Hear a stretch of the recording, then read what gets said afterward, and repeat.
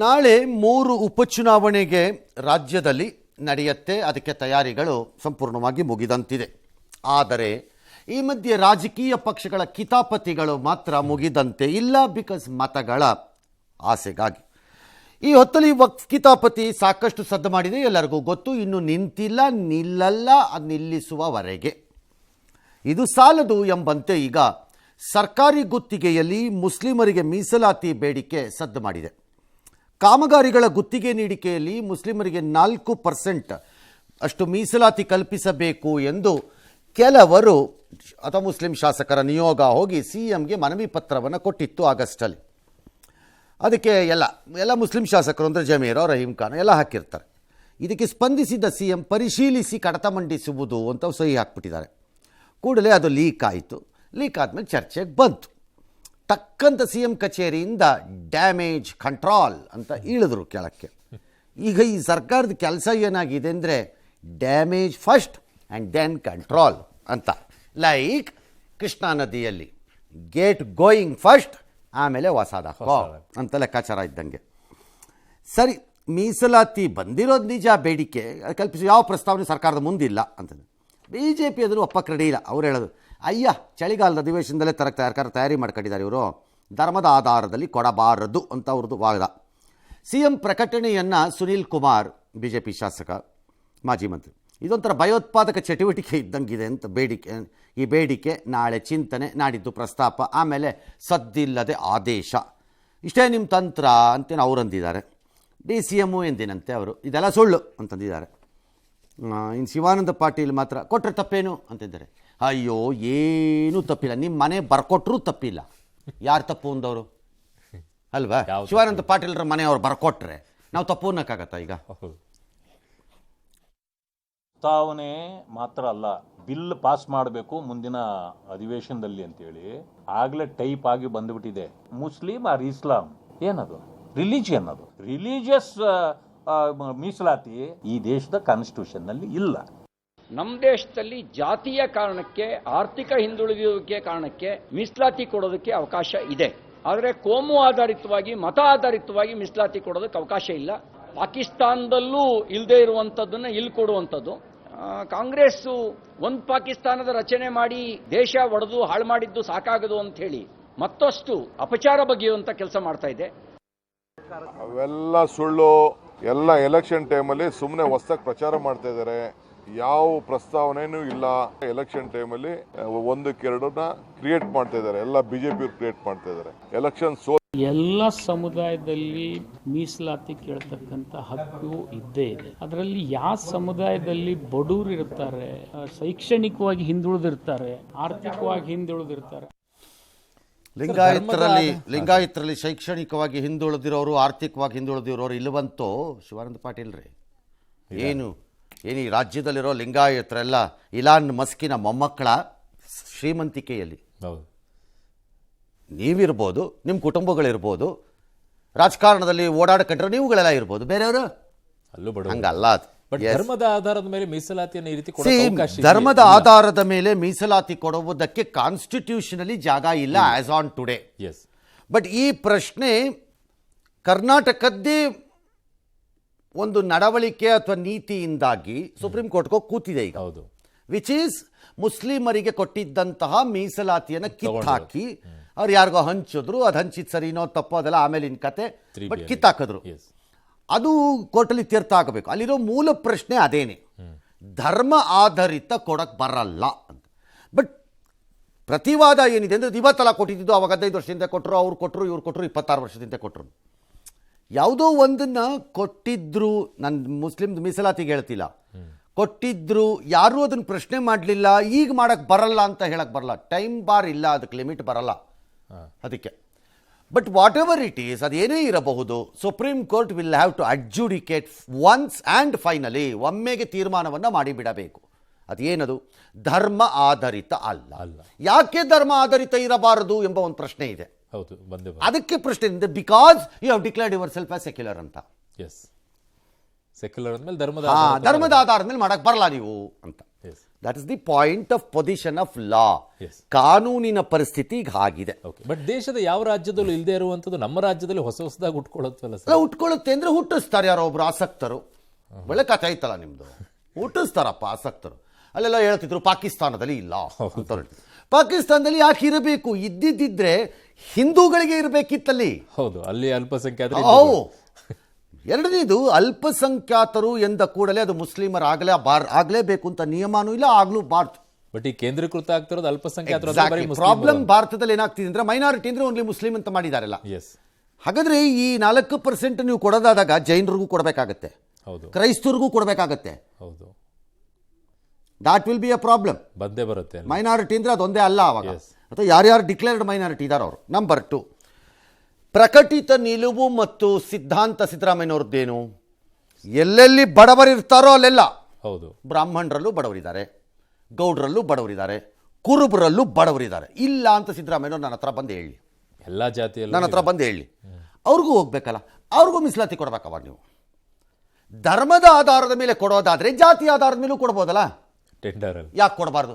ಜಾತಿ ಆಧಾರದ ಮೇಲೆ ಕೊಡಕ್ಕೆ ಸಂವಿಧಾನದಲ್ಲಿ ಅವಕಾಶ ಇದ್ದಾಗ ಧರ್ಮದ ಆಧಾರದ ಮೇಲೆ ಇಲ್ಲದಿದ್ದನ್ನು ಕೊಡ್ತೀನಿ ಅಂತಂದ್ರೆ ಇರುವುದನ್ನು ಕೊಡಬಹುದಲ್ಲ. ಜಾತಿ ಆಧಾರದ ಕೊಳ್ಳಬೇಕು. ಕೊಡಿ. ಸಣ್ಣ ಸಣ್ಣ ಕಮ್ಯುನಿಟಿಗಳಿವೆ, ಹೌದು, ಬೇಕಾದಷ್ಟಿವೆ, ಸಣ್ಣ ಸಣ್ಣ ಸಣ್ಣ ಸಣ್ಣ ಸಣ್ಣ ಸಣ್ಣ ಕಮ್ಯುನಿಟಿ, ಅವರೆಲ್ಲರಿಗೂ ಕೊಡಬೇಕು. ಅಲ್ಲಿ ಬಡವರಿಲ್ವಾ? ಅಲ್ಲೂ ಇದ್ದಾರೆ. ಮತ್ತೆ ಇಲ್ಲದಿರುವುದನ್ನು ಸೃಷ್ಟಿ ಮಾಡ್ಕೊಳ್ಳೋದು ಹೀಗೇನೆ ಸರ್ಕಾರ. ಇದರಿಂದ ಏನಾಗತ್ತೆ? ಕಾಂಗ್ರೆಸ್ಸಿಗೆ ಒಂದು ಬಿಲೀಫ್ ಇದೆ, ಏನ್ ಸರ್? ನಾವು ಇದನ್ನೆಲ್ಲ ಮಾಡ್ತಾ ಮಾಡ್ತಾ ವಿ ಆರ್ ಕನ್ಸಾಲಿಡೇಟಿಂಗ್ ನಮ್ಮ ಮುಸ್ಲಿಂ ವೋಟ್ ಬ್ಯಾಂಕ್ನ ಕನ್ಸಾಲಿಡೇಟ್ ಮಾಡ್ತಿದ್ದೀವಿ. But they are already consolidate. ಅದಾಗಿದೆ. ಹೌದು, ನನಗೂ ಅದೇನು ಅನ್ಸಲ್ಲ. ಹೌದು, ಬಟ್ ಅದದ್ದು ಅವ್ರದ್ದು. ಮತ್ತು ಆ ಮೂಲಕ ನಾವು ಬಿಜೆಪಿಯ ಬಹುಸಂಖ್ಯಾತವಾದವನ್ನು ಕೆಣಕ್ತೀವಿ ಮತ್ತು ಆ ಬಹುಸಂಖ್ಯಾತರನ್ನು ಜಾತಿ ಆಧಾರದಲ್ಲಿ ಮ್ಯಾನೇಜ್ ಮಾಡಿ ನಾವು ಗೆಲ್ತೀವಿ. ಈ ಕಡೆ ಮೈನಾರಿಟಿ ವೋಟ್ ಗ್ಯಾರಂಟಿ, ಬಹುಸಂಖ್ಯಾತರ ಓಟನ್ನು ಹೊಡಿತೀವಿ ಜಾತಿ ಆಧಾರದಲ್ಲಿ, ಧರ್ಮ ಆಧಾರದಲ್ಲಿ ಆ ಕಡೆಗೆ ಹೋಗ್ತೀವಿ, ಜಾತಿ ಆಧಾರದಲ್ಲಿ ಈ ಕಡೆಗೆ ಬರ್ತೀವಿ. ಹಂಗಾಗಿ ನಾವು ಸೇಫ್ ಅಂತ ಅವ್ರದ್ದೊಂದು ಲೆಕ್ಕಾಚಾರ ಇದೆ, ರಾಜಕೀಯ ಲೆಕ್ಕಾಚಾರ ನಾ ಹೇಳ್ತೀವಿ. ಬಟ್ ಈ ಮೂಲಕವಾಗಿ ಆ ಕಡೆ ಕನ್ಸಾಲಿಡೇಟ್ ಆಗ್ತಾರೆ ಅನ್ನುವಂಥದ್ದು. ಎಕ್ಸಾಕ್ಟ್ಲಿ. ಸೊ ಈಗ ಒಂದು ಕಡೆ ಕನ್ಸಾಲಿಡೇಷನ್ ಆದಾಗ ಓವರ್ ಎ ಪೀರಿಯಡ್ ಆಫ್ ಟೈಮಲ್ಲಿ ಇನ್ನೊಂದು ಕಡೆನೂ ಕನ್ಸಾಲಿಡೇಟ್ ಆಗತ್ತೆ ಅಥವಾ ನಿಮ್ಮ ಬೆಂಬಲ ಶಿಥಿಲವಾಗತ್ತೆ ಅನ್ನೋದನ್ನು ಅವ್ರು ಅರ್ಥಕೋಬೇಕು. ಅದು ಹಾಗೇ ಆಗತ್ತೆ. ಪರ್ಟಿಕ್ಯುಲರ್ಲಿ ಯಂಗರ್ ಜನರೇಷನ್ಗಳು ಒಳಕ್ಕೆ ಬರ್ತಾ ಇದ್ದಾಗ ಈ ಯಂಗರ್ ಜನರೇಷನ್ಗಳ ಥಾಟ್ ಪ್ರಾಸೆಸ್ಸು ನಿಮ್ಮ ಅಡಗೂಲಜ್ಜಿ ಕಥೆಯ 1947 ಥಾಟ್ ಪ್ರಾಸೆಸ್ಸಲ್ಲಿ ಇಲ್ಲ ಅನ್ನೋದನ್ನು ಮರಿಬೇಡಿ. ಎಕ್ಸ್ಟ್ರೀಮ್ ಲೆವೆಲಲ್ಲಿ ಇರ್ತಾರೆ ಅವರು, ಇರಬೇಡಿ. ಹೌದು, ಯಾಕಂದರೆ ಅವ್ರಿಗಿರೋ ಮಾಹಿತಿನೂ ಜಾಸ್ತಿ, ಅವ್ರ ನಿಲುವುಗಳೇ ಬೇರೆ ಅವ್ರದ್ದು.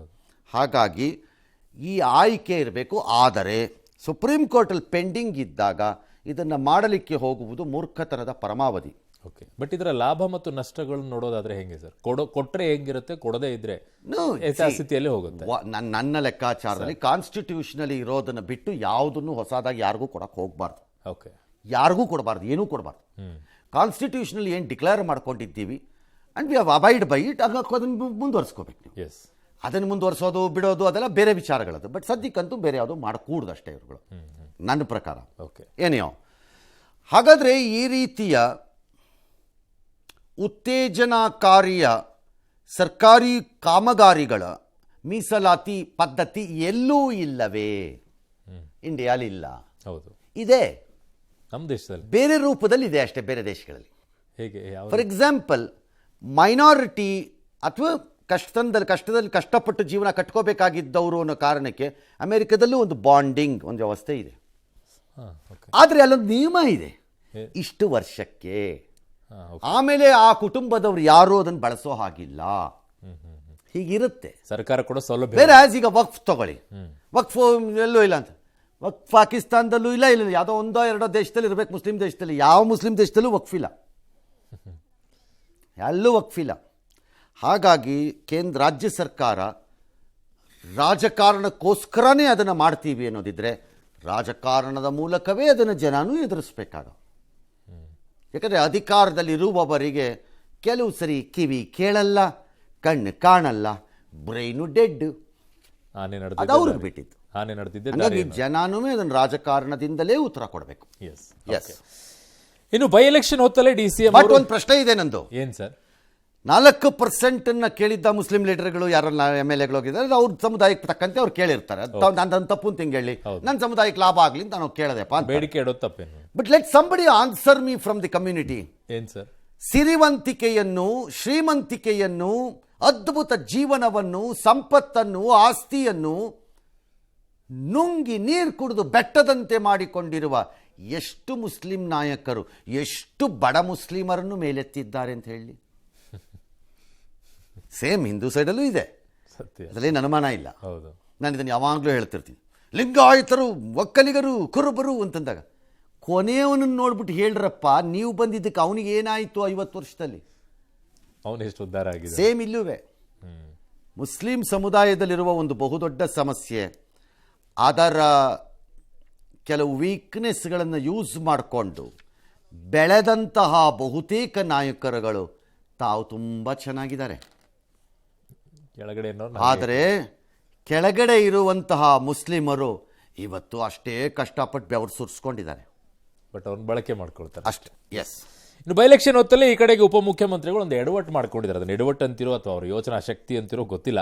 ಮೊನ್ನೆ ವಯನಾಡು ಉಪಚುನಾವಣೆ ಪ್ರಚಾರಕ್ಕೆ ಹೋದ್ರು DK ಶಿವಕುಮಾರ್ ಅವರು. ಅಲ್ಲಿನ ಮತದಾರರನ್ನ ಮೆಚ್ಚಿಸೋಕೆ ಬಂಡೀಪುರ ರಕ್ಷಿತಾರಣ್ಯದಲ್ಲಿ ರಾತ್ರಿ ಸಂಚಾರಕ್ಕೆ ಅವಕಾಶ ಮಾಡಿಕೊಡೋ ಸುಳಿವನ್ನು ಕೊಟ್ಟುಬಿಟ್ಟಿದ್ದಾರೆ. 3 ದಿನಗಳ ಹಿಂದೆ ಪ್ರಿಯಾಂಕಾ ವಾದ್ರಾ ಅವರು ನನಗೆ ಮತ್ತು CMಗೆಲ್ಲ ಕರೆ ಮಾಡಿಬಿಟ್ಟಿದ್ರು. ಕೇರಳ ಕರ್ನಾಟಕ ನಡುವೆ ರಾತ್ರಿ ಸಂಚಾರ ಬಂದ್ ಆಗಿರೋದ್ರಿಂದ ಆಗ್ತಿರುವ ಸಮಸ್ಯೆಗಳ ಬಗ್ಗೆ ನಮ್ಮ ಜೊತೆಗೆ ಚರ್ಚೆ ಮಾಡಿದ್ದಾರೆ. ಚುನಾವಣೆ ಮುಗಿದ ಬಳಿಕ ಅಧಿಕಾರಿಗಳ ಜೊತೆ ಚರ್ಚೆ ಮಾಡ್ತೀವಿ, ಸಮಸ್ಯೆಯನ್ನು ಬಗೆಹರಿಸೋದಾಗಿ ಭರವಸೆಯನ್ನು ಕೊಟ್ಟು ಬಂದುಬಿಟ್ಟಿದ್ದಾರೆ. ಇದು ನಮ್ಮ ಬದ್ಧತೆ ಅನ್ನೋದನ್ನು ಕೂಡ ಅವರ ಭಾಷಣದಲ್ಲಿ ಇದೆ. ಇದಕ್ಕೆ ಭಾರಿ ವಿರೋಧ. ಈಗ ರಾಜಕೀಯ ಲಾಭಕ್ಕಾಗಿ ಇಂಥ ಹೇಳಿಕೆ ಎಲ್ಲ ಮಾಡಬೇಡಿ, ಬೇಜವಾಬ್ದಾರಿ ಹೇಳಿಕೆ ಇದು, ಇದನ್ನು ನಾವು ಖಂಡಿಸ್ತೀವಿ ಅಂತ ಯದುವೀರ್ ಆಕ್ರೋಶವನ್ನು ಅವರು ಹಾಕಿದ್ದಾರೆ ಸಂಸದರು. ಬಂಡೀಪುರದಲ್ಲಿ ರಾತ್ರಿ ಪ್ರಯಾಣಕ್ಕೆ ಅವಕಾಶ ಕೊಟ್ಟರೆ ವನ್ಯಜೀವಿಗಳಿಗೆ ಅಪಾಯ ಎದುರಾಗುತ್ತೆ, ಇದು ಮಾನವ ವನ್ಯಜೀವಿ ಸಂಘರ್ಷಕ್ಕೆ ಎಡೆ ಮಾಡಿಕೊಡುತ್ತೆ ಅಂತೆಲ್ಲ ಆತಂಕ ಹೊರಹಾಕಿದ್ದಾರೆ. ಮಂತ್ರಿ ಹೌದೌದು ಅಂದಿದ್ದಾರಾ? ಹೌದು ಸರ್. ಆಯ್ತು. 3 days back, Priyanka Gandhi called me and Siddaramaiah. You all have requested about the night transportation between Kerala and Karnataka. What with between the 9 to morning, what problem you are facing. She discussed with us. We have assured her after the election we will meet with your officials and with madam and we will see that the problem. ಹೋದ್ಸತಿ Rahul Gandhi ಅವರು ವಯನಾಡಿಗೆ ಬಂದಿದ್ದಾಗ್ಲೂ ಕೂಡ ಇದೇ ಪ್ರಸ್ತಾಪ ಬಂತು. ಪ್ರಿಯಾಂಕಾ ಗಾಂಧಿ ಕೂಡ ಹೇಳಿದ್ದಾರೆ ಇವತ್ತು ಯಾವುದೇ ಕಾರಣಕ್ಕೂ ಕೂಡ ಮಾಡಬಾರ್ದು. ಮೊನ್ನೆ ನೋಡಿ, ನಾನು ಬಂಡೀಪುರಕ್ಕೆ ಅಲ್ಲಿ ಹೋಗಿ ನಮ್ಮ ಪ್ರತಿನಿಧಿಗಳು ನನ್ನ ಹತ್ರ ಮಾತಾಡಿದ್ದಾರೆ. ನಾವು 2 ಸರ್ಕಾರಗಳನ್ನು ಕರೆಸಿ ಕೂತ್ಕೊಂಡು ಮಾತುಕತೆ ಮಾಡಿ ಇಬ್ಬರಿಗೂ ಅನುಕೂಲ ಯಾವ ರೀತಿ ಆಗ್ತದೆ. ಸರ್, ಇದರ ಅಗತ್ಯತೆ ಇದೆಯಾ ಸರ್? DK ಶಿವಕುಮಾರ್ ಯಾವ ಪ್ರದೇಶ ಸಮಸ್ಯೆಗೆ ಬೇಕಾದ್ರೂ ಎಂಟ್ರಿ ಕೊಡ್ಬೋದು, ಅವ್ರು ಏನು ಬೇಕಾದ್ರೂ ಹೇಳ್ಬೋದು ಅನ್ನೋ ನಿರ್ಧಾರಕ್ಕೆ ಬಂದು ಆಗೋಗಿದೆ. ಅವರು ಅದನ್ನು ತಪ್ಸಕ್ಕೆ ಯಾರ ಕೈಲೂ ಇನ್ನಾಗಲ್ಲ. ಅವರು ತೀರ್ಮಾನಕ್ಕೆ ಬಂದಿದ್ದಾರೆ. ನಾನು ಎಲ್ಲೋದ್ರೂ ರೆಡಿ ಮಾಡ್ಕೊಂಡು ಅವ್ರು ಏನು ಬೇಕಾದರೂ ಹೇಳ್ಬೋದು, ಯಾವ ವಿಷಯಕ್ಕೆ ಬೇಕಾದರೂ ಪ್ರವೇಶ ಮಾಡ್ಬೋದು. The honourable deputy chief minister must have A common sense ಅಂತ ನನಗನ್ಸುತ್ತೆ ಈ ವಿಚಾರದಲ್ಲಿ. ನಾನು ಬೇರೆ ಕಾಮನ್ ಸೆನ್ಸ್ ಅಂತ ಹೇಳ್ತಿಲ್ಲ. ಈ ಪ್ರಶ್ನೆ DK ಶಿವಕುಮಾರ್ ಸಿದ್ದರಾಮಯ್ಯನವರದ್ದಲ್ಲ. ಇದು ಹೌದು. ನಿಮ್ಮದೇ ಸರ್ಕಾರ ಇದ್ದಾಗ ಕಾಂಗ್ರೆಸ್, ಒಮನ್ ಚಾಂಡಿ ಕಾಂಗ್ರೆಸ್ಸಿನ ಮುಖ್ಯಮಂತ್ರಿಯಾಗಿ ಎಷ್ಟು ಸರಿ ಬಂದು ನಿಮಗೆ ಮನವಿ ಕೊಟ್ಟಿದ್ದಾರೆ ಇದೇ ವಿಚಾರ. ಹೌದು. ಯಾಕೆ ಮಾಡಲಿಲ್ಲ ನಾವು? ಓಕೆ. ನಂತರ ನಿಮ್ಮ ಕೈಯೋ ಕಾಲೋ ಕಂಬವೋ ಆಗಿರುವಂತಹ ಎಡಪಕ್ಷಗಳ ನೇತಾರರಾಗಿರುವ ಪಿಣರಾಯಿ ವಿಜಯನ್ ಎಷ್ಟು ಸರಿ ಕೇಳಿದ್ದಾರೆ? ಮಾಡಲಿಲ್ಲ. ಯಾಕೆ? ನಂತರ ವಯನಾಡಲ್ಲಿ ಜೀವ ಉಳಿಸಿದಂತಹ, ವಯನಾಡಿಗೆ ರಾಯ್ಬರೇಲಿಯಲ್ಲಿ ಅಮೆತಿಲ್ ಸೋಲಿಸ್ಬಿಟ್ಟಾಗ ಉಳಿಸಿದ್ದಂಥ ವಯನಾಡಲ್ಲಿ 5 ವರ್ಷ ಇದ್ದ ರಾಹುಲ್ ಗಾಂಧಿ ಅವರು ಕರೆ ಮಾಡಿದ್ದಕ್ಕೆ ಯಾಕೆ ಕೇಳಿದಾಗ ಯಾಕೆ ಮಾಡಲಿಲ್ಲ? ಯಾಕೆ? ಅದನ್ನು ಮೊದಲು ಅವ್ರು ಕೇಳ್ಕೋಬೇಕು ಆ ಪ್ರಶ್ನೆ. ಎಲೆಕ್ಷನ್ ಭಾಷಣಕ್ಕೆ ಹೋದಾಗ ಸುಮ್ಮನೆ ನಾನು ಬಿಟ್ಟೆ ಒಂದು ಭಾಷಣ ಮುಂದೆ ಬಿಡ್ತೀನಿ ಅಂತಂದ್ಬಿಟ್ಟು ಬಿಡೋಕ್ಕಲ್ಲ. ಅದು ಇದರ ಹಿಂದೆ ಆಳವಾದ್ದಿದೆ. ಆಗಬಾರದಂಥ ಅನಾಹುತಗಳಾಗಿದೆ, ಹಾಗಾಗಿ ಅದನ್ನು ತಡೆಯಕ್ಕೆ ಮಾಡಿರೋದು. ಮತ್ತು ನಮ್ಮ ಹತ್ರ ಉಳ್ಕೊಂಡಿರೋದು ಅಷ್ಟೇ ಜಾಗ, ಜಾಸ್ತಿ ಇಲ್ಲ. ಹೌದು. ನಿಮಗದು ಯಾವ ಮೂಲೆ ಬಿಸಾಕ್ರಿ, ಅರಣ್ಯ ಇಲ್ದಿದ್ರೆ ನೀಗ ಅಂತಂದ್ರೂ ಅನ್ಬೋದೇನೋ ನಾಳೆ ಒಂದಿನ ನೀವು ಬೇಕಾದ್ರೆ. ನಾವು ಎಷ್ಟು ಸ್ವಾರ್ಥಿಗಳಾಗ್ಬಿಡ್ತಾ ಇದ್ದೀವಿ. ಸ್ವಾರ್ಥಿ ಅಂತ ಎಲ್ಲ ಓಟು ರಾಜಕಾರಣ. ರಾಹುಲ್ ಗಾಂಧಿ ವೇಣುಗೋಪಾಲ್ ಕೇಳದಾಗಿಲ್ದಿದ್ದು ಈಗ ಬರುತ್ತೆ, ಬರೋಕ್ಕಾಗಲ್ಲ ಅದು. ಆದರೆ ಪ್ರಯಾಣದ ವಿಚಾರದಲ್ಲಿರುವ ಸಮಸ್ಯೆಗೆ ಹಲವಾರು ಪರಿಸರವಾದಿಗಳು ಮತ್ತು ತಂತ್ರಜ್ಞರು ಒಂದು ಹೇಳಿದ್ದಾರೆ. ಒಂದು 10-20 ಕಿಲೋಮೀಟರ್ 22 ಕಿಲೋಮೀಟರ್ ಎಕ್ಸಸ್ ಆಗುತ್ತೆ, ಒಂದು ಪ್ಯಾರಲಲ್ ರೋಡ್ ಮಾಡ್ಬೋದು ಅದಕ್ಕೆ ಅಂತ. ಮಾಡಿ. ಯಾರು ಬೇಡ ಅಂದವ್ರು ನಿಮ್ಮನ್ನೋದಕ್ಕೆ? ಇದಕ್ಕೆ ಅವಕಾಶ ಯಾರು ನಿಮ್ಮನ್ನು ಇಲ್ಲೇ ಬರಬೇಕು ಅಂತ ಏನು ಬರ್ಕೊಟ್ಟಿರೋದು ನಿಮ್ಗೆ ಅದನ್ನು? ಡಿ ಕೆ ಶಿವಕುಮಾರ್ ಅವ್ರಿಗೆ, ಡಿ ಕೆ ಶಿವಕುಮಾರ್ ಅವ್ರಿಗೆ ಬಂಡೆಯ ಮ್ಯಾಟ್ರ್ಗಳು ಅರ್ಥವಾಗ್ಬೋದು, ಅವರೇ ಬಂಡೆ, ಮರಗಳ ಅರ್ಥವಾಗ್ತಿಲ್ವೇನು? ನಾವೇನು ಮಾಡೋಣ? ನಾನು ಇನ್ಮೇಲಿಂದ ಡಿ ಕೆ ಶಿವಕುಮಾರ್ನ ಮರದ ಟೀಕೆ ಅಂತ ಕರೆದು ಬಿಡ್ತೀನಿ, ಯಾಕಂದರೆ ಮರದ ಬಗ್ಗೆನೂ ಪ್ರೀತಿ ಬರಲಿ. ಮರದಡಿ ಮತ್ತು ಇನ್ನೇನು ಹೇಳಲಿ ನಾನು? ಯಾಕೆ ಈ ಇಶ್ಯೂ ಎತ್ಕೋಬೇಕು? ಅನವಶ್ಯಕವಾಗಿರುವ ಆಸ್ ದಿಸ್ ಫಾರೆಸ್ಟ್ ಮಿನಿಸ್ಟರ್ ನಾವು ಹೌದೌದು ಅಂತೇನೋ ಹೇಳಿದ್ದಾರೆ. ಏನ್ರಿ ಹೌದೌದು ಸರ್? ನಾವು ಚರ್ಚೆ ಮಾಡ್ಬಿಟ್ಟು ಆಮೇಲೆ ಮುಖ್ಯಮಂತ್ರಿಗಳ ಜೊತೆಗೆ ನಿಮ್ಗೆ ಏನಾದರೂ ಸ್ವಲ್ಪನಾದರೂ ಪರಿಜ್ಞಾನ ಅನ್ನೋದು ಇದೆಯಾ ನಿಮಗೂ? ಹಂಗಾದ್ರೆ ಈ ಬೆಂಗಳೂರಿನಲ್ಲಿ ಈ ಫಿಲಮ್ ಸೆಟ್ಟಿಗೆ HMT ಅಥವಾ ಯಾರಿಗೋ ಸೇರಿದ ಜಾಗ ಅಥವಾ ಡಿಸ್ಪ್ಯೂಟೆಡ್ ಜಾಗದಲ್ಲಿದ್ದ ಮರ ಕಡಿದಿದ್ದಕ್ಕೆ FIR ಮಾಡಿಸ್ತಾ ಕೂತಿದ್ದೀರಿ ನೀವು. ಹೌದು, ಸರಿ ಮಾಡಿಸಿದ್ದೀರಿ, ಸರಿ ಮಾಡಿಸಿ. ಯಾರು ತಪ್ಪು ಮಾಡಿದಾರೋ ಅವ್ರು ಅನುಭವಿಸ್ಲಿ. ಎಷ್ಟೋ 4 ಎಕರೆಲೋ 3 ಎಕರೆಲೋ 2.25 ಎಕರೆಲೋ 1.25 ಎಕರೆಲೋ ಎಷ್ಟರಲ್ಲ ಮರ ಅಂದರೆ ನಿಮ್ದು ಮೆಸೇಜ್ ಏನ್ರಿ ಸಾಹೇಬ್ರೆ? ದಿ ಆನರಬಲ್ ಫಾರೆಸ್ಟ್ ಮಿನಿಸ್ಟರ್, ನಿಮ್ಮ ಮೆಸೇಜ್ ಏನು? ಐ ಆಮ್ ಫಾರ್ ಪರಿಸರ, ನಾನು ಪರಿಸರದ ಕಟ್ಟಾಳು ಅಂತ ನಿಮ್ಮದು ಮೆಸೇಜು. ಇಲ್ಲಿ ಅದೇ ಪರಿಸರ, ಅದೇ ಪ್ರಾಣಿ ಸಂಕುಲವನ್ನು ಉಳಿಸಿಕೊಳ್ಳಲಿಕ್ಕಿರುವ ಬ್ಯಾನನ್ನು ಹೌದೌದು ಚರ್ಚೆ ಮಾಡ್ತೀವಿ ಅಂತೀರಿ. ನಿಮ್ಮನ್ನು ಏನಂತ ಕರಿಬೇಕಾಗ ನಾವು? ಅಲ್ಲಿ ಪಾಪ ಹೈಕಮಾಂಡ್ ಅವರು ಹೇಳಿದಾರಲ್ಲ ಸರ್, ಹೈಕಮಾಂಡ್ ಅವ್ರು ಹೇಳಿದ್ದಕ್ಕೆ ಸ್ವಲ್ಪ ಹ್ಞೂ ಅನ್ಲೇಬೇಕಲ್ಲ ಸರ್. ಆಯಿತು ಮಾಡಿ, ಹೈಕಮಾಂಡ್ ಹೇಳುತ್ತೆ ಮಾಡಿ. ಅಲ್ಲಾಗುವ ಎಲ್ಲ ಅನಾಹುತಗಳಿಗೆ ಕಂಡ್ರೇನೇ ರೆಸ್ಪಾನ್ಸಿಬಲ್ ಆಗ. ಒಂದು ಪ್ರಾಣಿ ರಾತ್ರಿ ಹೊತ್ತಲಲ್ಲಿ ಹೆಚ್ಚು ಕಡಿಮೆ ಆದಾಗ, ರಾತ್ರಿ ನೀವು ಟ್ರಾವೆಲ್ಗೆ ಬಿಟ್ಟಾಗ ಅವ್ರ ಮೇಲೆ ಕೇಸ್ ನೀವೇ ಕೇಸ್ ಹಾಕಿಸ್ಕೋಬೇಕು, ನಿಮ್ಮ ಮೇಲೆ ಕೇಸ್ ಹಾಕಬೇಕು ಹೈಕೋರ್ಟಲ್ಲಿ, ಸುಪ್ರೀಂ ಕೋರ್ಟಲ್ಲಿ. ಆಗ ಯು ಆರ್ ಸ್ಕ್ವೇರ್ಲಿ ರೆಸ್ಪಾನ್ಸಿಬಲ್. ಅದರ ಬದಲು ಅದಕ್ಕೆ ಆಲ್ಟರ್ನೇಟ್ ಏನಿದೆ ಮಾಡಿ, ಆ ಜನರಿಗೆ ಹೆಲ್ಪ್ ಮಾಡಿ. Nothing wrong. ಓಕೆ, ನಾಳೆ ಚನ್ನಪಟ್ಟಣ, ಶಿಗ್ಗಾವಿ, ಸಂಡೂರಿನ ವಿಧಾನಸಭೆ ಕ್ಷೇತ್ರಗಳಿಗೆ ಉಪಚುನಾವಣೆ ಆಯೋಗ ಸಿದ್ಧತೆ ಮಾಡ್ಕೊಂಡಿದೆ. ಮನೆ ಪ್ರಚಾರ ಮುಗಿದಿದೆ. ಇಲ್ಲಿವರೆಗೂ ಒಂದು ಚಿಲ್ಲರೆ, ಒಂದು 29 ಕೋಟಿ ಮೌಲ್ಯದ ಮದ್ಯ. ಚಿಲ್ಲರೆನೇ ಅದು, ಇನ್ನೇನದು ಚಿಲ್ಲರೆ ಅಲ್ವಾ ಅದು? ಚಿಲ್ಲರೆ 29 ಕೋಟಿ ಸರ್, ಚಿಲ್ಲರೆ. ಚಿಲ್ಲರೆ ಸರ್. ಮದ್ಯ 200ಕ್ಕೂ ಹೆಚ್ಚು ಮಂದಿ ಮೇಲೆ ಕೇಸ್ ಅಂತೆ. ವಾಲ್ಮೀಕಿ ಜಯಂತಿಯಲ್ಲಿ ಪಾಲ್ಗೊಂಡಿದ್ದಂಥ ಮಾಜಿ ಮುಖ್ಯಮಂತ್ರಿ ನಾಗೇಂದ್ರಗೆ ಕ್ಲೀನ್ ಚೀಟ್ ಕೊಟ್ಬಿಟ್ಟು ಮತ್ತೆ ಸಂಪುಟಕ್ಕೆ ಸೇರಿಸ್ಕೊಳ್ಳೋ ಚಾನ್ಸಸ್ ಇದೆ ಅಂತ ಹೇಳಿಬಿಟ್ಟಿದ್ದಾರಂತೆ. ಏನದ ಐಡಿಯಾ? ಸಿಂಪಲ್ಲು, ನಾಗೇಂದ್ರಗೆ ಹಿಂಗೆ ಹೇಳೋ ಮೂಲಕ ST ಓಟ್ಗಳನ್ನೆಲ್ಲ ಇನ್ನೊಂದು ಸ್ವಲ್ಪ ಓದ್ ಮಾಡೋಣ, ಅಲ್ಲಿ ಸಂಡೂರು ಹೆಲ್ಪ್ ಆದರೆ ಆಗಲಿ ಅಂತ. ಹೌದು, ಅಷ್ಟೇ. ಸರಿ, CM ಸ್ಟ್ರಾಂಗ್ ಇದ್ದರೆ ನಾನೇ CM ಅಂತ ಹೇಳಲ್ಲ, ಸರ್ಕಾರ ವೆಂಟಿಲೇಷನ್ ಅಂತೇನು ಅಶೋಕ್. ಶಿವಾನಂದ ಪಾಟೀಲು ಆ ಕಾಂಗ್ರೆಸ್ ಅಭ್ಯರ್ಥಿ ಪರವಾಗಿ ಅಪಪ್ರಚಾರ ನಡೀತಾ ಇದೆ, ಇದು ಚುನಾವಣೆ ಮೇಲೆ ಪರಿಹಾರ ಬರುತ್ತೆ. ಅಪಪ್ರಚಾರ ಏನು ಬಂತು? ಅದನ್ನು ನೀವು ಹೋಗಿ ನಿಮ್ಮ SP ಕೇಳ್ಕೋಬೇಕಪ್ಪ, ಇಂಡಸ್ಟ್ರಿ ಇನ್ಚಾರ್ಜ್ ಮಿನಿಸ್ಟ್ರು. ಅಪಪ್ರಚಾರ ಏನು ಬಂತು? ಒಂದೊಂದು ಸರಿಗೆ ಒಂದೊಂದು ಹೇಳಿದ್ರೆ ಪ್ರಚಾರ ಆಗದೇನು ಅಪಪ್ರಚಾರ ಆಗದೆ ಪ್ರಚಾರ ಆಗತ್ತಾ? ಅದು ಒಳ್ಳೆ ಕತೆ ಆಯ್ತಲ್ಲ ಇವ್ರದ್ದು. ನಿಮ್ಮ SP ನೀವು ಕೇಳಬೇಕಪ್ಪ, ಅದೇನ್ರಿ ಅಲ್ಲೊಂದು ಕಡೆ ಹೇಳ್ತೀರಿ, ಇಲ್ಲೊಂದು ಕಡೆ ಹಿಂಗೆ ಮಾಡ್ತೀರಿ ನೀವು ಎಲೆಕ್ಷನ್ ಟೈಮಲ್ಲಿ ಅಂತ. ನಮಗೆ ಬೇರೆಯವ್ರಿಗೆ ಕೇಳಿದ್ರೆ ಸರಿ, ಇದು ಕತೆ. ಲೆಟಸ್ಸಿ ಅದು ಏನಿದೆ ಅಂತ. ಓಕೆ,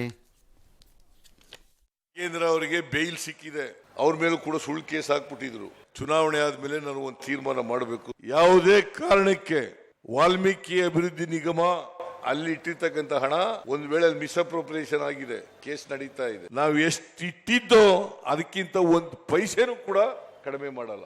ಸರ್, ತಾವು 5 ವರ್ಷಗಳ ಕಾಲ ಮುಖ್ಯಮಂತ್ರಿಗಳಲ್ಲ, ಮುಂದಿನ 5 ವರ್ಷಗಳ ಕಾಲ ತಾವೇ ಮುಖ್ಯಮಂತ್ರಿಗಳಾಗಬೇಕು ಅಂತ ನಮ್ಮ ತಾಲೂಕಿನ ಗಟ್ಟಿ ಇದ್ರೆ ಯಾರು ಹೇಳಲ್ಲ, ಜೊಳ್ಳಿದ್ರೇನೆ ದಿನ ಹೇಳ್ಕೋಬೇಕು. ಎಷ್ಟು ದಿನ ಇರ್ತೈತೋ ಅಷ್ಟು ದಿನ ಸಿದ್ದರಾಮಯ್ಯನವರು ಚಂದಾಗಿ ಕಾಸು ಮಾಡ್ಕೊಂಡು ಹೋಗ್ಬೋದು. ಕಾಂಗ್ರೆಸ್ ಪಾರ್ಟಿಯ MLAಗಳು ಯೋಚನೆ. ಸರ್, ಸರ್ಕಾರಕ್ಕೆ ಈ ಕ್ಷೇತ್ರಗಳನ್ನು ಗೆಲ್ಲಲೇಬೇಕಾದಂಥ ಅಗತ್ಯತೆ, ಅನಿವಾರ್ಯತೆ ಏನು? ಚುನಾವಣೆ ಟೈಮಲ್ಲಿ ಗೆಲ್ಲಲಿಕ್ಕೆ ಏನು ಬೇಕಾದರೂ ಹೇಳ್ತಾರೆ, ಏನು ಬೇಕಾದರೂ ಮಾಡ್ತಾರೆ. ನಾಗೇಂದ್ರನ ಆಸ್ ಆನ್ ಟುಡೇ ನೀವು ಕರ್ಕೊಂಬಂದು ಮಂತ್ರಿ ಮಾಡಿದ್ರೆ ಮಾಡೋದನ್ನ ತಡೆಯೋಕ್ಕಾಗಲ್ದೇ ಇರ್ಬೋದು. ನ್ಯಾಯಾಲಯ ನೀವು ಯಾಕೆ ಅವ್ರನ್ನ ಮಂತ್ರಿ ಮಾಡಿದ್ದೀರಿ ಅಂತ ಕೇಳದೇನೂ ಇರ್ಬೋದು, ಕೇಳಕ್ಕೆ ಅಧಿಕಾರವೂ ಇಲ್ಲದೆ ಇರ್ಬೋದು. ಫಾರ್ ಎಕ್ಸಾಂಪಲ್ ಅರವಿಂದ್ ಕೇಜ್ರಿವಾಲ್ ನಾನು ಜೈಲಲ್ಲಿ ಇದ್ಕೊಂಡೆ CM ಆಗಿರ್ತೀನಿ ಅಂತ ಹೇಳಿ ಇರಲಿಲ್ವೇ? ಯಾರು ಪ್ರಶ್ನೆ ಮಾಡೋಕ್ಕೂ ಆಮೇಲೆ ತಾನೇ ರಾಜೀನಾಮೆ ಕೊಟ್ಟಿದ್ದು. ಹಾಗಾಗಿ ನಿಮ್ಮ ಭಂಡತನಗಳ ಲೆವೆಲ್ಗಳು ಏನು ಅಂತ ನೀವೇ ಡಿಸೈಡ್ ಮಾಡ್ಕೋಬೋದು. That's left to you. ನಿಮಗೆ ಬೇಕಿರೋ ತಗೊಳ್ಳಿ, ಸಕ್ಕರೆ ಬಿಟ್ಕೊಳ್ಳಿ. ಬಟ್ ಕ್ಲೀನ್ ಚಿಟ್ ಆಗಿದೆ, ಇದು ಮುಗಿದೋಯ್ತು ಅಂತ ಸಿದ್ದರಾಮಯ್ಯನವರು ಭಾಷಣದಲ್ಲಿ ಹೇಳಿದ್ರೆ ಯು ಆರ್ ಮಿಸ್ಲೀಡಿಂಗ್ ಜನ. ಕಾರಣ ಅದು ಮುಗಿದಿಲ್ಲ, ಮುಗಿಬೋದು, ನಂಗೆ ಗೊತ್ತಿಲ್ಲ. ಹೇಗೆ ಮುಗಿಯುತ್ತೆ ನನಗೆ ಅರಿವಿಲ್ಲ. SIT ಮಾಡಿಕೊಂಡಿದ್ದಂತಹ ನಿಮ್ಮದೇ SIT ಕ್ಲೀನ್ ಚಿಟ್ ನಾಗೇಂದ್ರ ಕೊಟ್ಟಿದೆ, ಅಧಿಕಾರಿಗಳನ್ನು ಆರೋಪಿ ಮಾಡಿ ನಿಲ್ಲಿಸಿದೆ. ಆದರೆ ಇಡಿ ಹೇಳತ್ತೆ ಇಲ್ಲ ಪಾಲಿಟಿಷಿಯನ್ಸು ರಾಜಕಾರಣಿಗಳು ಇದರೊಳಗಡೆ ಇದ್ದಾರೆ ಅಂತ ಹೇಳ್ತಿದ್ದಾರೆ. ಬಳ್ಳಾರಿ ಚುನಾವಣೆ ಹಣ ಇದರ ಮೂಲ FIR ಬಂದಿರೋದು ಬ್ಯಾಂಕ್ ಕಡೆಯಿಂದ. ಹಾಗಾಗಿ ಅದು ಹೈಕೋರ್ಟ್ ಅಲ್ಲಿ ಜಡ್ಜ್ಮೆಂಟ್ ಪೆಂಡಿಂಗ್ ಇದೆ. It may or may not go to CBI or sorry ED wherever it is. ನಂಗೆ ಗೊತ್ತಿಲ್ಲ CBI ಇಡಿ CBI ಇರಬೇಕದು, ಅಲ್ಲೆಲ್ಲ ಹೋಗ್ಬೋದು. ಅದು ಆಗೇನಾಗತ್ತೆ ಗೊತ್ತಿಲ್ಲ. ಹಾಗಾಗಿ ಮುಖ್ಯಮಂತ್ರಿಗಳು ಇಲ್ಲ ನಾನು ತೀರ್ಮಾನ ಮಾಡಿದ್ದೀನಿ ಕ್ಲೀನ್ ಶೀಟ್ ಅಂದರೆ ನಿಮ್ಮ ಇಷ್ಟ, ನಿಮ್ಗಳಿಗೆ ನೀವು ಕ್ಲೀನ್ ಶೀಟ್ ಕೊಟ್ಕೊಡೋದಾದ್ರೆ ಕೊಟ್ಕೋತಾ ಹೋಗ್ಬೋದು. ಓಕೆ. ಇನ್ನು ಕೇಂದ್ರ ಸಚಿವ ಕುಮಾರಸ್ವಾಮಿ ಅವರ ಬಣ್ಣದ ಬಗ್ಗೆ ಸಚಿವ ಜಮೀರ್ ಅಹಮದ್ ಅವರು ನಿನ್ನೆ ಮಾತನಾಡಿದ್ರಲ್ಲ, ಈಗ JDSನವರು ಮುಗಿಬಿದ್ದುಬಿಟ್ಟಿದ್ದಾರೆ. ಜನಾಂಗೀಯ ನಿಂದನೆ, ವರ್ಣಭೇದ ಹೇಳಿಕೆ ನೀಡಿ ಅಪಮಾನ ಮಾಡಿದ್ದಾರೆ ಜಮೀರ್ ಅವರು. ನಾಡಿನ ಜನರಲ್ಲಿ ಕ್ಷಮೆ ಕೇಳಬೇಕು, ಸಚಿವ ಸ್ಥಾನಕ್ಕೆ ರಾಜೀನಾಮೆ ಕೊಡಬೇಕಂತೆಲ್ಲ ಕೇಳಿದ್ದಾರೆ. ಇಲ್ದಿದ್ರೆ ಕಪ್ಪು ಬಾಟ ಪ್ರದರ್ಶನ ಮಾಡ್ಬಿಡ್ತೀವಿ ಎಲ್ಲ ಕಡೆಗೆ ಅಂತೇಳಿ. ನನ್ನ ಬಣ್ಣ ನನ್ನ ಹೆಮ್ಮೆ ಅಂತ ಈಗ ಕ್ಯಾಂಪೇನ್ ಬೇರೆ ಶುರುವಾಗಿದೆ. ಹಲವು ಕಡೆಗಳಲ್ಲಿ ಪ್ರತಿಭಟನೆ ಮಾಡಿದ್ದಾರೆ. ದೇವೇಗೌಡರ ಪಾದದ ಧೂಳಿಗೂ ಕೂಡ ಜಮೀರ್ ಸಮ ಇಲ್ಲ ಅಂತ ಸಾರಾ ಮಹೇಶ್ ಅವರು ಎಲ್ಲರೂ ಏನೇನು ಮಾತಾಡಿದ್ದಾರೆ ನೋಡೋಣ. ಅಧಿಕಾರ ಮದ ಮತ್ತು ಹಣಮದ ತಲೆಗೇರಿದ್ರೆ ಮನುಷ್ಯ ಹುಚ್ಚುಚ್ಚಾಗಿ ಆಡ್ತಾನಂತೆ. ಈ ಅಧಿಕಾರ ಮದ ಮತ್ತು ಹಣಮದದ ಹುಚ್ಚನ್ನ ಜನ ಮಾತ್ರ ಇಳಿಸೋದಕ್ಕೆ ಸಾಧ್ಯ. ನನ್ನ ಬಣ್ಣ ನಮ್ಮ ಹೆಣ್ಣೆ ಕೂಡಲೇ ಇದಕ್ಕೆ ಕ್ಷಮೆಯನ್ನ ಕೋರದೇ ಇದ್ರೆ ಮುಂದಿನ ದಿನಗಳಲ್ಲಿ ಆಗುವಂತ ಹೋರಾಟಗಳಿಗೆ ಸರ್ಕಾರವೇ ಜವಾಬ್ದಾರಿ ಆಗುತ್ತೆ. ಪರ್ಚೇಸ್ ಮಾಡ್ಬಿಡ್ತೀರಿ. ದೇವೇಗೌಡರ ಕಾಲಿನ ಧೂಳ್ಗೂ ಸಮ ಇಲ್ಲ ನೀವು. ಎಲೆಕ್ಷನ್ ಕಮಿಷನ್ ಏನ್ ಸತ್ತೋಗಿದ್ಯಾ? ಏನಂತ ಅಂಥದ್ದು ಏನಂತ ಹೇಳಿದ್ವಿ ಅವ್ರಿಗೆ ನನ್ನ ಮಾತಿಂದ ಯಾರಿಗಾನ ನೋವಾಗಿದ್ರೆ ನಾನು ಕ್ಷಮೆ ಕೇಳ್ತೀನಿ. ನಾನು ಅಲ್ಲ ನಿಮ್ಮ ಹೇಳಿಕೆಯಿಂದ ಈಗ ಕುಮಾರಸ್ವಾಮಿದು ಅವ್ರದ್ದು ಪರ್ಸನಲ್ ಇದು, ಅವರಿಬ್ರು ಗಳಸ್ಯ ಕಂಠಸ್ಯ ಅವ್ರವ್ರದ್ದು. DK ಶಿವಕುಮಾರ್ ಅವ್ರ ಅನುಕೂಲಕ್ಕೆ ತಕ್ಕಂತೆ ಯಾವಾಗ ಏನಕ್ಕೆ ಬೇಕಾದ್ರೂ ಹೇಳ್ತಾರೆ. This is not personal. Election ಭಾಷಣದಲ್ಲಿ ಮಾತನಾಡೋದು ಪರ್ಸನಲ್ ಅಲ್ಲ. ಅದು ನಂಬರ್ 1.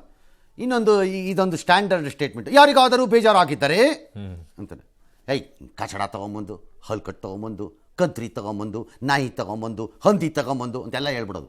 ಆಮೇಲೆ ಅದು ಯಾರಿಗಾರು ಬೇಜಾರಾಗಿದ್ದರೆ ನಾವು ಹಿಂದೆ ತಗೊಳ್ಳಿದ್ದೀವಿ ಬಿಡಿ, ಬೋಟಲ್ಲಿ ಹೊಡಿತೀನಿ, ಚಪ್ಪಲಿಲಿ ಹೊಡಿತೀನಿ, ಅದ್ರಲ್ಲಿ ಹೊಡಿತೀನಿ, ಇದ್ರಲ್ಲಿ ಹೊಡಿತೀನಿ ಅಂತೆಲ್ಲ ಹೇಳ್ಬಿಡೋದು. ಆಮೇಲೆ ಬೇಜಾರಾಗಿದ್ದರೆ ಅವೆಲ್ಲ ನಾನು ಹೊಡೆಯಲ್ಲ ಅಂತ ಹೇಳ್ತೀನಿ ಬೇಜಾರಾಗಿದ್ದರೆ. ಅನ್ನೋದೆಲ್ಲ ಯಾವ ಜೀವನ ನಾಲಿಗೆ ಇಟ್ಕೊಂಡು ಇವೆಲ್ಲ ಬದುಕ್ತಾ ಇದ್ದೀರಿ ನೀವೆಲ್ಲ ಈ ಸುಖಕ್ಕೆ. ವಿಧಾನಸೌಧದಲ್ಲಿ ಕರೋನಾ ಆದಮೇಲೆ ತಪಕ ತಪಕ ತಪಕ ತಪಕ ಅಂತ ಜನ ಬಿದ್ದೋಗ್ತಾ ಇದ್ದಾರೆ, ಕೆಳಕ್ಕೆ ನೋಡ್ತಾ ಇದ್ದೀವಿ. ನಿಮ್ಗೊಂದು ಭಯನೂ ಇಲ್ವಾ ಯಾರಿಗೂ? ಕರೋನಾ ಆದಮೇಲೆ ನಾನು ಹೇಳ್ತಿಲ್ಲ, ರಾಜಕಾರಣಿಗಳಲ್ಲಿ ಏನೂ ಆಗಿಲ್ಲ, ಭಯನೂ ಇಲ್ವಾ ಅಂತ ನಿಮಗೆ? ಅದು ಏನು ಜೀವನಗಳು, ಅದು ಏನು ನಾಲಿಗೆಗಳು, ಅದು ಏನು ಭಾಷೆಗಳು. ಥೋ ಥೋ ಥೋ ಥೋ ಥೋ ಥೋ.